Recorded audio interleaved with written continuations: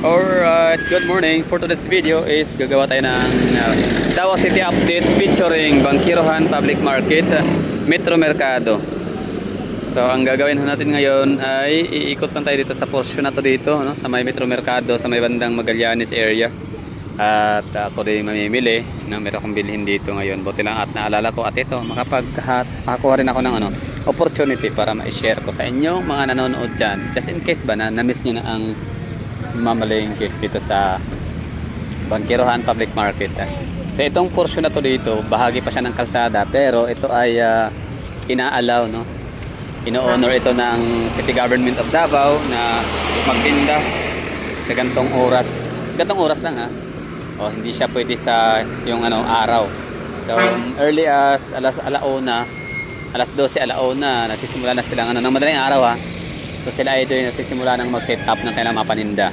At around 6 AM kailangan demolish na. Yung demolition team natin ay naka-roving na sila dito para ayun, i-monitor, no? Kasi ganoon naman talaga sa Pilipinas, hindi tayo kikilos kung walang authority. Para example sa kalsada, no? So hanggat walang nanguhuli, kahit alam nating may mga rules and regulations tayong dapat sundin, pero dahil nga sa walang mga enforcer, walang tagapagpatupad, edi yan, violate. So dito naman sa public market, ganun din, no? So kung wala yung demolition team na mag-iikot around mga 6 AM, hindi sila magliligpit ng kusa, pagusto sila. So ngayon, eto, oras tayo dito, time check, it's 4:24 ng umaga, July 30, no? So bukas 31, so August na naman, no? Napakabilis ng panahon. So dito nagsisimula yung bintahan ng palengke. So bulaklak, hindi ko na itatanong ako magkano, pero dati nakabili parang 20 pesos yata isang piraso. Mga red roses, pink roses, ganda, no? Iba yung iba yung parang nakakatuwa, parang iba yung pakiramdam kapag nakita ka ng mga matitingkad na petals ng mga kahit sino naman, diba, no? Hindi lang bulaklak, basta colorful, pero iba talaga pag bulaklak, Rosas na walang bango. Ito pula, ito siya pink. Ano ba tong puti? Chrysanthemum ba tawag dyan? Chrysanthemum din, diba?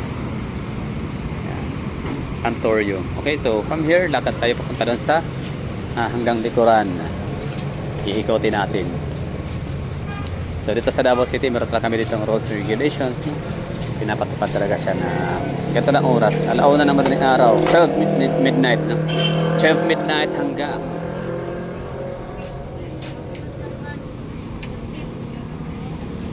alas 6 ng umaga. So nasa ilang oras? 7, no? 6 to 7 hours.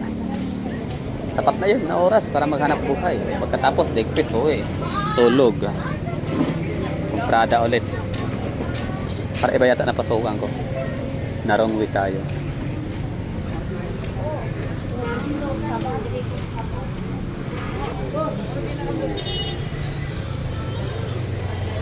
So itong video na to ay napaka-raw, unedited, uncensored, hindi siya scripted. Lahat ng mga mahagip ng kamera, yun na yun. 90 ang kilo sa sibuyas. Ibig sabihin, mas mura sila kumpara sa Uyanggo rin. Pagkakaalam ko, ang Uyanggo rin, doon sila nangunguha, nag-hoard, nagkukumprada. Tsaka dito bibinda sa Bangkirohan. Nung huli, nakabi daw sa Bangkirohan, kasi sa Monteverde, nakabi ako ng magkano yung kilo? 100. Bakit dito lang? 80, 90 mura lang. Yun, tuyo. Bulat kilo lang, boss. Pilang kilos bulat ko? Asa, boss? Kanay? 200 ang kilo, boss. Ito. So, scam yung Yang ko rin. Kala ko kasi mas mura dun.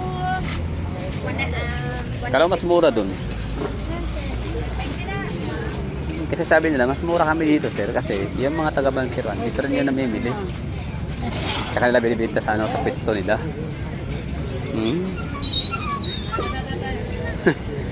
Ako yung nakabili ng doon, toyo. Wow, durian, nalala. Parang yun yata mabibili ko ngayon eh. Imbis, ang bibili ko dapat lemon.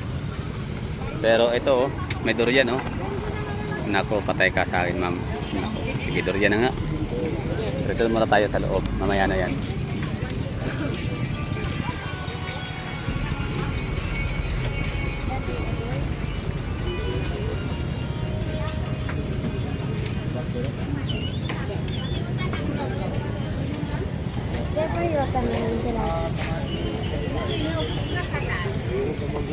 O kayo ba kapag kayo andito, no? Diyan sa inyong mga nakikita, ano kaya ang na-interesan nyong bilhin?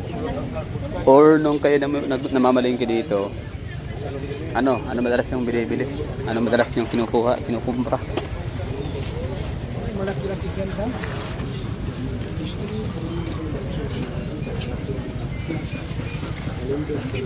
Yung pipino ba, safe ba yan na rektang kainin? Hugasan lang, no? Kasi parang may mga bigsina. Pila pipino ko yun? 30. O yun, nakadali. Nakapili rin. O yung nabili ko ngayon, hindi yun intended. O wala yun sa plano. Pero nakita ko, mas mura pala. Okay, bubili ako ng ilang piraso. Balik ka natin yung durian kung magkano. Oh, ito yung maganda sa Davao City, no? Linis talaga kahit talengke, no? Pero kita mo, hindi dugyot. Magkano kaya durian? Musangking, sarap. Parang kita ko sa sa vlog, musangking, masarap daw. Okay. Asa na sorted? Mga napoy puyat dra. May white cup. Katong musangking na to? Ha? Musangking, asa na mapalit? Ay, musangking. Oo. Wala na eh. Premium puyat. Sa sinta. Ha? Sinta. O sige. Okay, wala silang plastic taon nun. Diretso. Ano naliwa? Oo.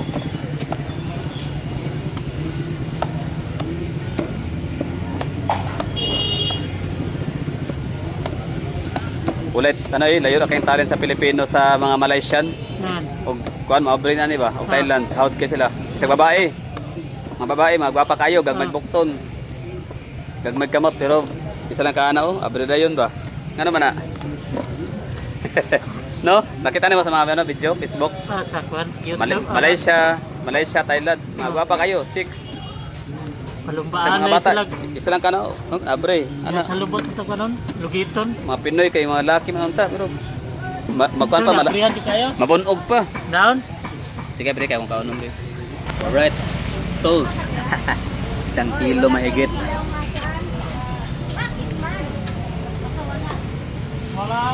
Actually, di ako fan ng mga imported na mga durian. Siyempre, kahit yan, native, kahit yung chocolate or yung malagkit, basta kay made in Philippines.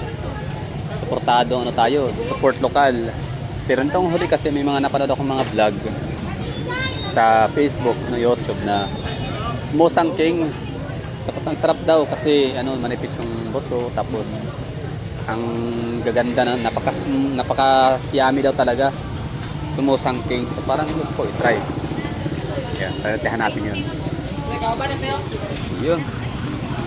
So, nakadalawa na yung dalawang nabili natin na item dito ay hindi siya intentional, hindi siya planado, wala sa listahan.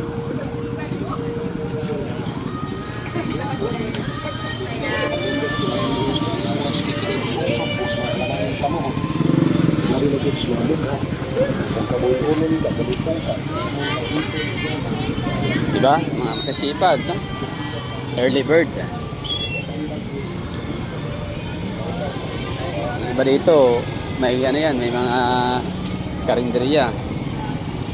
Kailangan makakumpara ng maaga, mas mura, mas presko. Oo. Tapos yun, lutuin. Pagkatapos magluto ng ulam o yung tagaluto, yung cook, edi tulog na. O yung magbabantay na lang hanggang tanghali, hanggang hapon yung mga tindira. Yan. No? So mga negosyo, tulungan yan, pamilya. Yung asawa, lalaki, yung pupuntang bangkiruhan dahil si Mrs. magluluto. Or pwede rin si Mrs. ang taga-pamalengke. Kasi Mr. naman ang taga-luto. Dito tayo papasok doon ha. Huwag na tayong dumagdag sa crowd. Dito na lang tayo.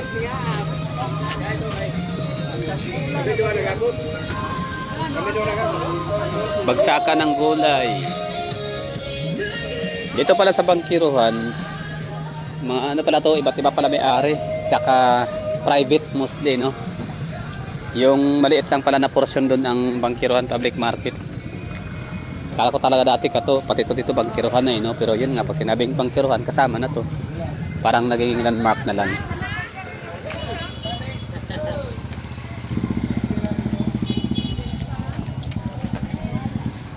So asa na yung aking hinanap na yun talaga dapat kong bilhin. Hindi pwedeng wala yun.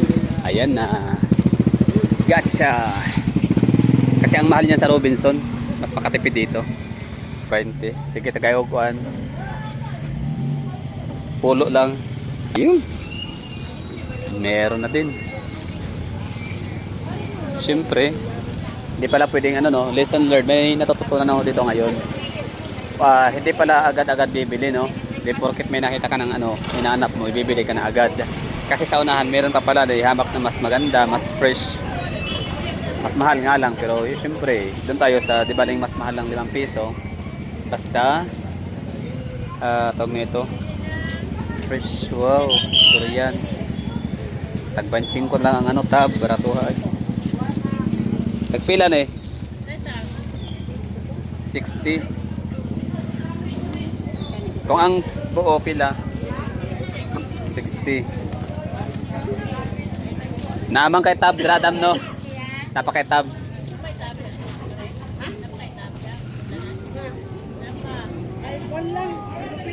Okay. So, meron. Ha?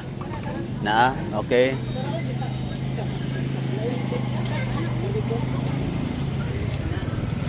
Kaning unang color orange. Daghan nagsulod te base gula na ikuan ng ubang kwarto ha, sayang. Katong Piyak wala pero kuan okay naman eh. okay lang anay sulod.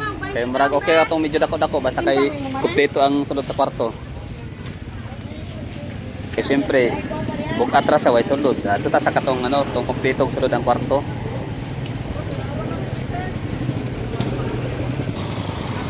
Okay.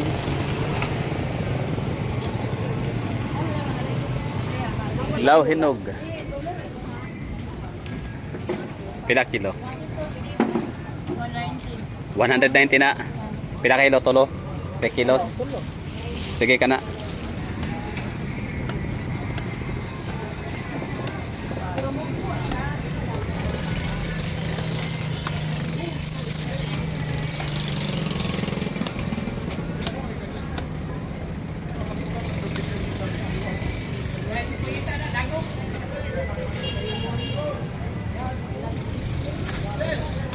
Wala no, wala talagang talent ang mga Pinoy sa pag ano, open ng durian. Iba talaga sa Malaysia, Singapore, tsaka sa Thailand.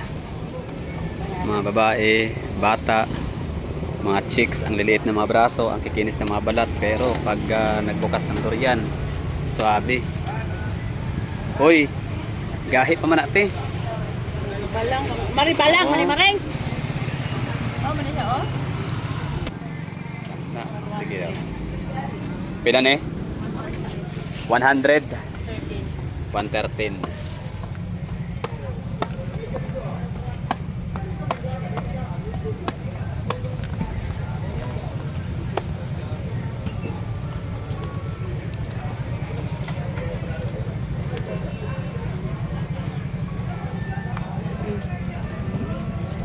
Dili siya acidic, but pasabot, dili siya ano, dili siya puyat.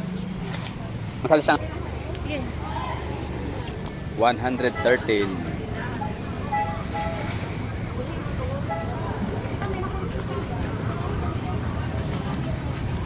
Yan, piyak mo. So saan siya nga variety? Saan yung variety mo eh? Luspad, agkugliso. Yang lasa kay mo sa gatas. Condense. So sa siya nga kuan variety. Dulo ni Maren. Brasilyo. Hindi wala may aram sila. Kaya ang puyat kuan man siya. Acidic. Sukuran ba? Sukuran eh. Apari oh. Kaya kami.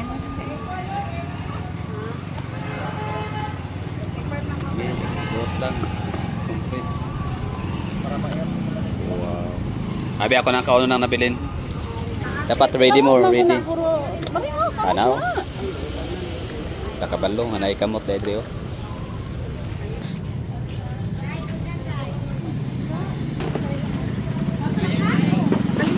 So, unsa siya nga variety? White Cove. Lami kay siya tamis pero pan ngilngig na madugay. Dili kaya makahurot og pan daghan. Pero siyempre kanya-kanyang preference kasi yan. Si Digong, si Presidente Duterte, ang kakaya native.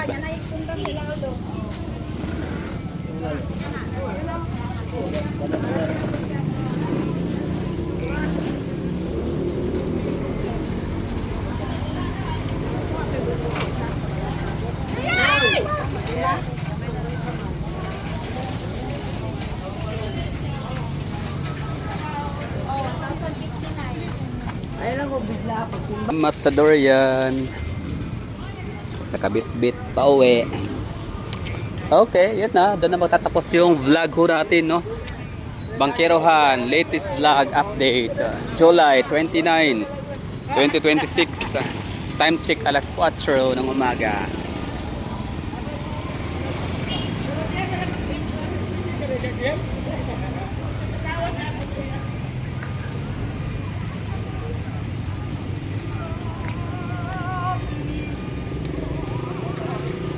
Durian, oh, grabe, durian. Oy, punta kayo ng Davao ha sa mga ano diyan.